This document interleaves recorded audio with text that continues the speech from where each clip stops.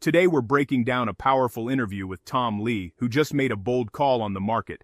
His message is simple but important. The biggest risks that were hanging over stocks may already be behind us, and because of that, the path forward could be higher than most people expect. In a moment, I'm going to play you the clip from his appearance on CNBC. Right after that, I'll give you my full reaction and break down what he really means for investors like us. And then we'll go deeper and look at 3 tech stocks that could be setting up for massive upside. Now let's hear what Tom Lee has to say. Tom Lee, let's get back to the markets. Obviously, a lot going on outside of the markets, but the market itself does seem to be kind of looking past the war in Iran, looking past any political event. What is the market the most closely looking at right now? Well, I think the market at the start of this year maybe had 3 risks it had to get comfortable with. One is Iran and a war, potential escalation. A second was private credit.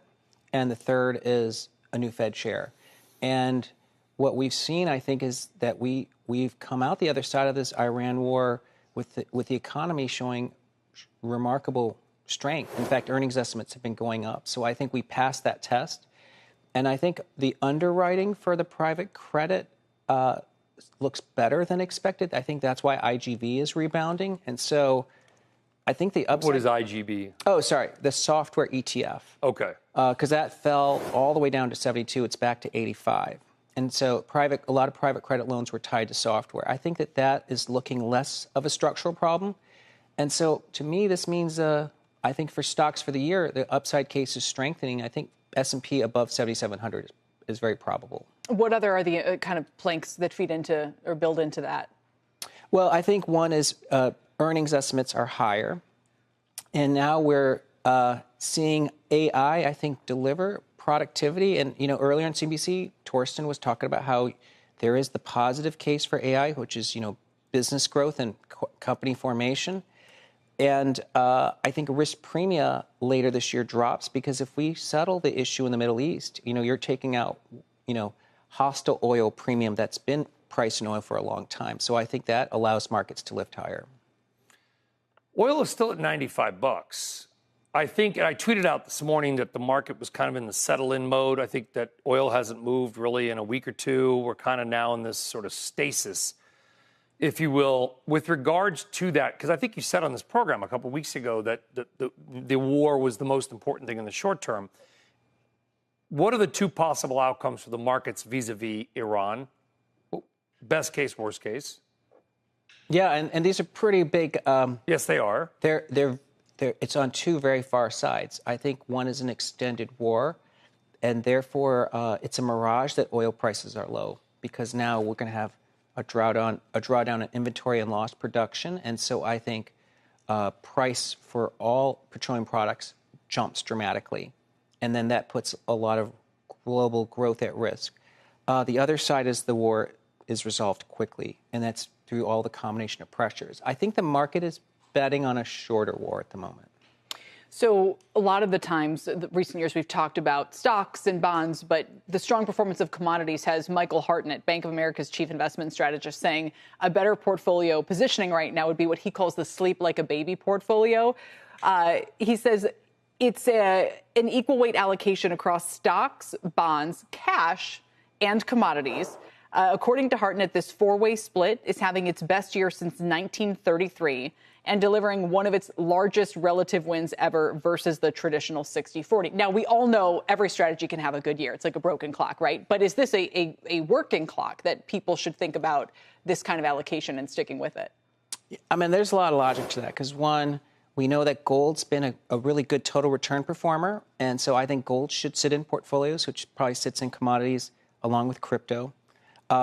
And then I did hear someone earlier this year point out NASDAQ and oil are actually good counter hedges. So yes, in some ways, that portfolio does make a lot of sense. In fact, the technology and energy have kind of been these, 2 sides of a balance. You'll have a decade where energy does really well and then a decade where technology does really well back and forth. And what's interesting right now is that both of them are kind of doing well. And, and maybe your point is you don't have to pick, just own a little bit of all of and AI is pulling both of those together anyways, exactly, right? Exactly, and kind of changing a little bit. We spoke with Roger McNamee last hour, He expressed some concerns about what's happening with these AI models because the OpenAI in particular doesn't have the revenue to justify its CapEx right now. And we're about to go into tech earnings where all the focus is going to be on CapEx. Do you have any concerns that there isn't going to be a pot of gold at the end of this CapEx rainbow? Yeah, I mean, it could play out several ways. Of course, there could be some breakthrough where power consumption drops. But as you know, we are consuming every piece of compute. So to me, it does seem too early to worry about that as well. Right out of the gate, Tom Lee is basically saying that the market has been incredibly resilient. Despite everything going on globally, including geopolitical tensions like the Iran situation, the market seems to be looking past it. That is a big deal, because normally something like a potential war escalation would shake confidence pretty hard. But instead, what he is pointing out is that the market had already priced in 3 major risks coming into the year. The first was the possibility of war involving Iran. The second was stress in private credit markets. And the third was uncertainty around a new Federal Reserve chair. What he is saying now is that one by one those fears are starting to fade. And this is where things start to get interesting. According to Tom Lee, not only has the market absorbed those risks, but the economy is actually showing strength. Earnings estimates are going up, not down. That completely flips the narrative because earlier in the year, a lot of people were expecting earnings compression or at least stagnation. Now, personally, I think this is one of the most important signals he mentioned. When earnings estimates rise during uncertainty, it tells you that businesses are adapting faster than expected. That is usually not something you see in a weak market environment. He also brings up something that most people are not really talking about enough, and that is private credit.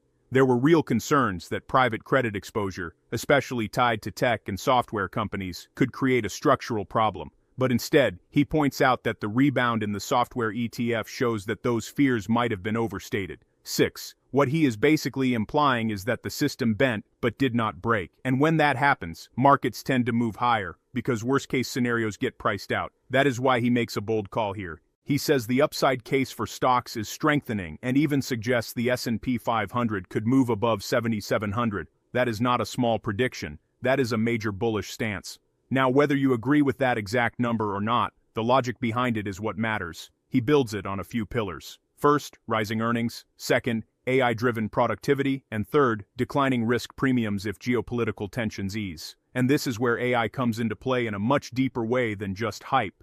He is not just talking about AI as a theme, he is talking about actual productivity gains. That means companies are doing more with less, improving margins, and potentially accelerating growth. 6. Now I will say this. I agree with him on AI being a productivity driver, but I do think the market might be getting a little ahead of itself in terms of timing. Productivity gains from technology usually take longer to fully show up in earnings. So while the long-term case is strong, there could still be short-term volatility around expectations. Then the conversation shifts back to oil and the Iran situation, and this is where he lays out 2 very clear scenarios. On one side, you have a prolonged war. In that case, oil prices spike because of supply disruptions, inventory drawdowns, and production losses. That would put global growth at risk. On the other side, you have a quick resolution, which removes the geopolitical risk premium from oil and allows markets to move higher. 6.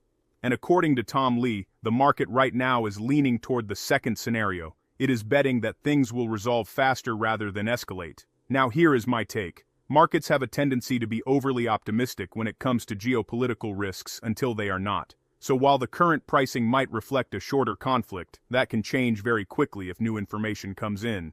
That is something investors need to stay very aware of. Then the discussion moves into portfolio strategy, which I think is one of the most practical parts of the interview. They bring up this idea of a sleep-like-a-baby portfolio, which is basically an equal allocation across stocks, bonds, cash, and commodities. Tom Lee actually agrees that there is logic to this. He highlights gold as a strong performer, and even mentions how commodities and crypto can play a role in diversification. 6. But what really stood out to me here is the idea that technology and energy are acting as counterbalances, yet both are performing well at the same time. That is not something you typically see. Usually one leads while the other lags. And his explanation is simple but powerful. AI is pulling both sectors higher simultaneously.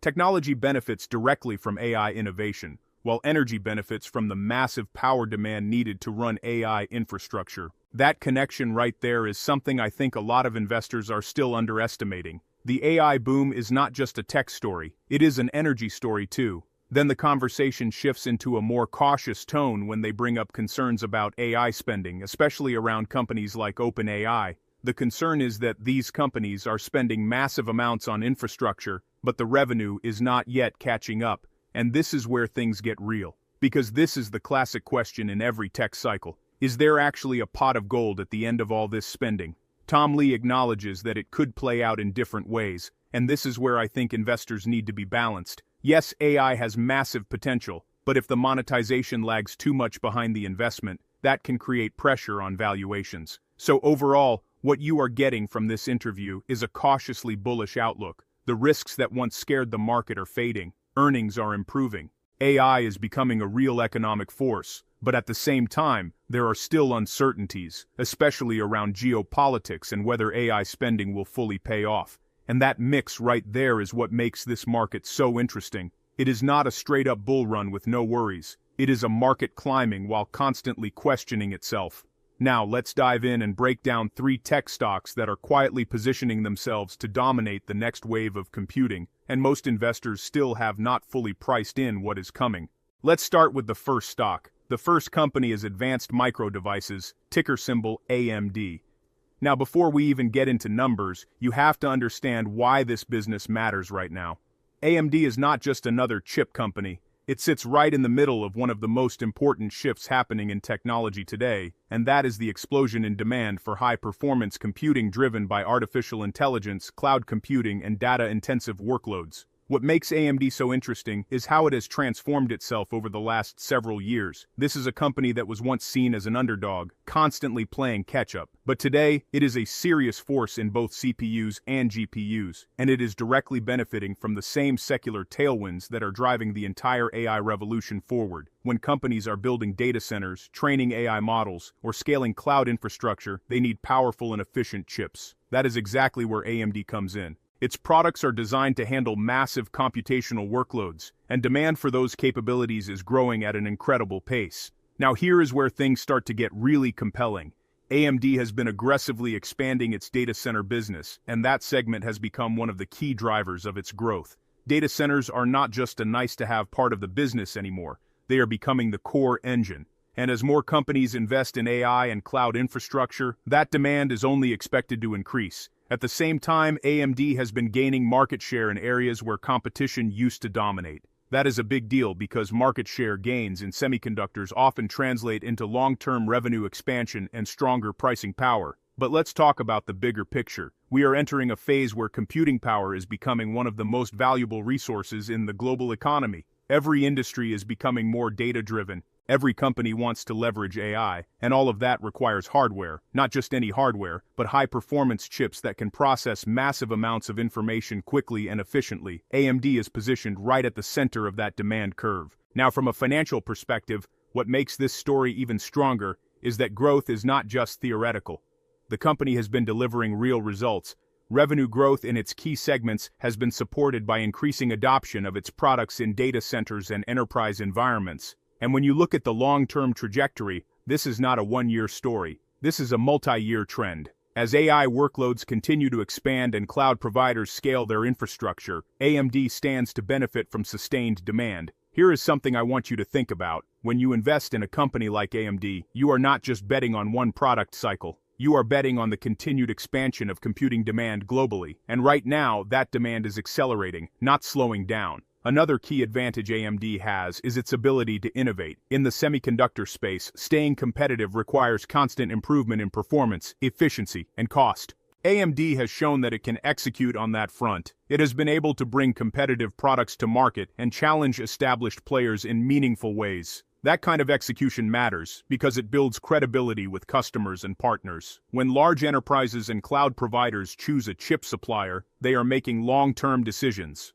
Once you are in that ecosystem, switching costs can be high. That creates a form of stickiness that can benefit AMD over time. Now let's talk about the AI angle because this is where things can really scale. Artificial intelligence is not just a trend, it is becoming embedded in everything from search engines to enterprise software to autonomous systems. And training these models requires massive computational power. That is where GPUs and specialized chips come into play. AMD has been pushing into this space, and while competition exists, the overall market is expanding so rapidly that there is room for multiple winners.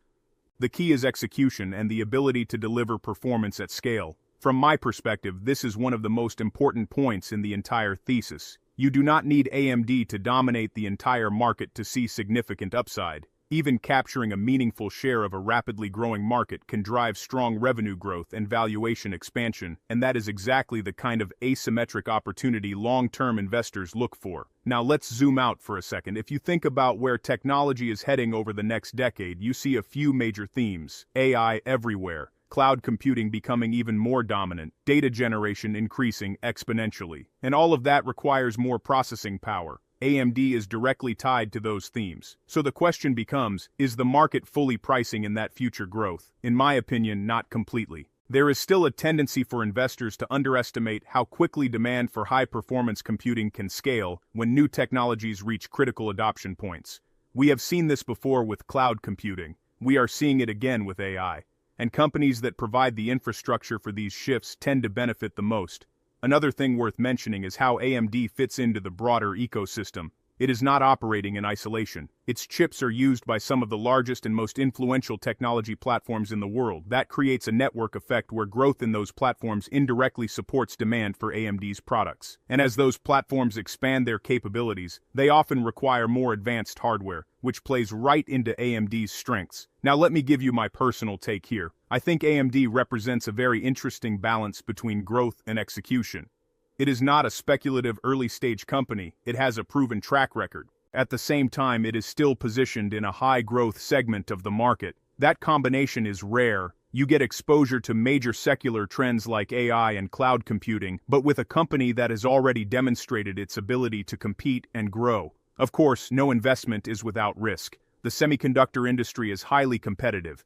Innovation cycles are fast, and demand can be influenced by broader economic conditions. But when you look at the direction of technology and the role AMD plays in that ecosystem, the long-term case remains compelling, and that is why this stock is on this list. Because it is not just about where the company is today, it is about where it could be as demand for computing power continues to expand globally. If this resonates with you, you're exactly who this channel is for. Please hit the like button, share the video, and leave your thoughts in the comments. Subscribe to the channel so you don't miss out on the next important financial investing update. Remember to do your own research before you invest in any stock. Now the second company on this list is ARM Holdings, ticker symbol ARM. And this one is fascinating because unlike traditional chip companies, ARM does not actually manufacture chips. Instead, it designs the architecture that powers them. That might sound like a small distinction, but in reality, it is one of the most powerful positions you can have in the entire semiconductor ecosystem. ARM sits at the foundation layer of modern computing. Its designs are licensed by companies across the world, and those designs are used in everything from smartphones to data centers to embedded systems. Every time a device runs efficiently on low power, there is a very good chance ARM's architecture is behind it. Now think about that for a second. Instead of competing in a single product category, ARM is embedded across multiple industries. It does not need to win a specific hardware battle. It wins by being everywhere. That is a completely different type of moat, and this is where the long-term story starts to unfold. As computing continues to expand into new areas, including AI, edge computing, and connected devices, the demand for efficient chip architecture becomes even more critical. Power efficiency is no longer just a nice feature, it is essential. Data centers need to reduce energy consumption. Mobile devices need longer battery life. AI workloads need to scale without excessive cost. ARM is positioned right at the center of that shift. Now let's connect this to the bigger trend we have been talking about, which is AI. Most people focus on the flashy side of AI, like models and applications. But underneath all of that, there is a massive infrastructure layer that makes it possible. And a big part of that infrastructure is chip design. ARM's architecture is increasingly being adopted in environments where efficiency and scalability matter. That includes cloud computing and data centers, which are starting to explore alternatives that can deliver better performance per watt. And that phrase right there is key. Performance per watt is becoming one of the most important metrics in computing. It is not just about raw power anymore. It is about how efficiently you can deliver that power. ARM excels in that area. Now, from a financial perspective, the business model here is very different from companies like AMD. ARM generates revenue primarily through licensing its technology and collecting royalties. That means every time a company uses its designs to produce chips, ARM earns a percentage. As more devices are produced, those royalties can scale significantly. This creates a very attractive dynamic.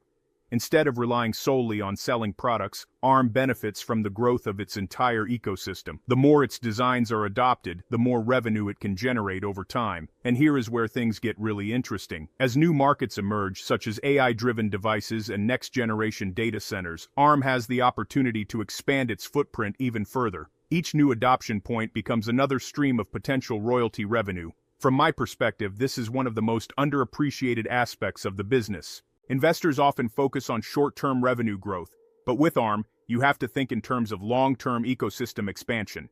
Once its architecture is integrated into a platform, it can generate revenue for years through ongoing production. That is a powerful compounding mechanism. Now let's talk about scale. ARM's designs are already used in billions of devices globally. That kind of scale creates a network effect. Developers build software optimized for its architecture. Companies design products around it, and over time, it becomes deeply embedded in the technology stack. That makes it very difficult to displace. Switching to a completely different architecture is not just a technical decision. It involves redesigning systems, retraining developers, and potentially sacrificing efficiency. That creates a barrier to entry for competitors. So when you combine scale, efficiency, and a royalty-based model, you start to see why this company is so strategically important. Now let me give you my take on the current positioning. I think ARM is one of those companies that benefits from multiple long-term trends at once. You have the continued growth of mobile devices, the expansion of cloud computing, and the rise of AI-driven applications. All of these require efficient processing, and that plays directly into ARM's strengths. At the same time, the company does not need to dominate every segment to succeed. Even incremental gains in adoption can translate into meaningful revenue growth because of its licensing model. That is a different kind of upside compared to traditional hardware companies. Now, of course, there are challenges. The semiconductor space is constantly evolving. New architectures can emerge. Competition can increase. But when you look at the current landscape,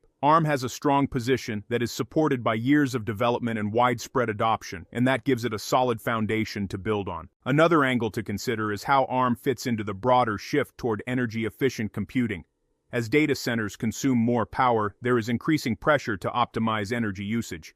Companies are looking for solutions that can deliver high performance without significantly increasing energy costs. ARM's architecture is well suited for that challenge, and as sustainability becomes a bigger focus in technology, efficiency will likely become an even more important factor in decision-making. Now here is something that I think a lot of investors overlook: the value of being the standard. When your technology becomes the default choice across multiple industries, you gain a level of influence that goes beyond individual products. You shape the direction of innovation. You become part of the infrastructure that others build on. That is where ARM sits, and that is why it is on this list. Because it is not just participating in the growth of technology, it is enabling it at a foundational level. This video is brought to you by Value Stocks Investing Master Course. If you're looking to grow your wealth by investing in solid, undervalued stocks but not sure where to start, I created the Value Stocks Investing Master Course to teach you how to identify great companies, make smart investment decisions, and build a portfolio that lasts.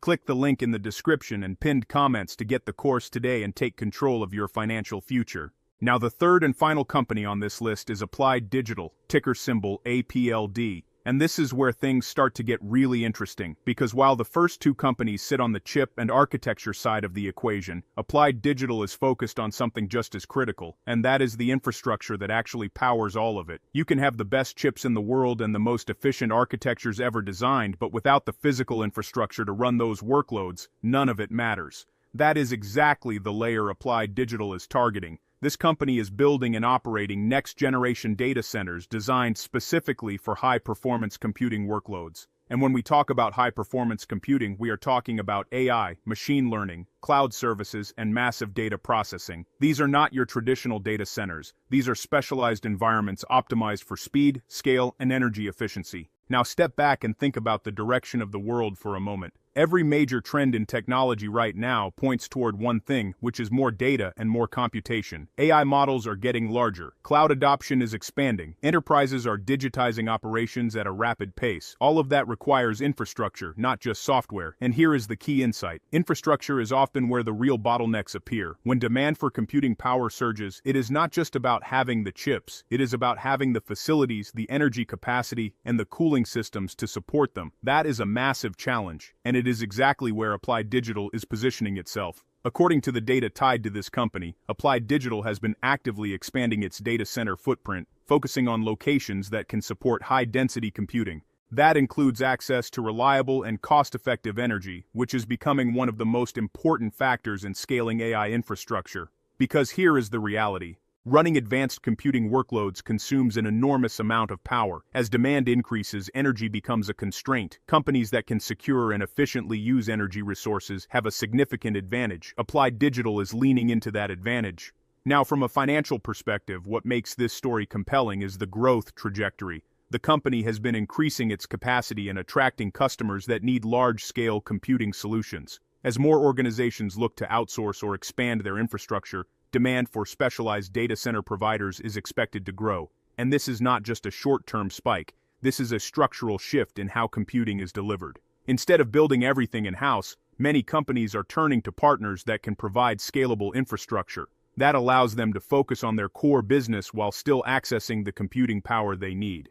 Applied Digital fits right into that model. Now let's talk about why this could translate into upside for investors. When you have a business that is aligned with a major growth trend, in this case the expansion of AI and high-performance computing, and you combine that with increasing demand for infrastructure, you create the conditions for revenue growth. But there is another layer here that I think is even more important. Scarcity. There are not many companies that can build and operate high-performance data centers at scale. It requires capital, expertise, and access to resources. That creates a barrier to entry.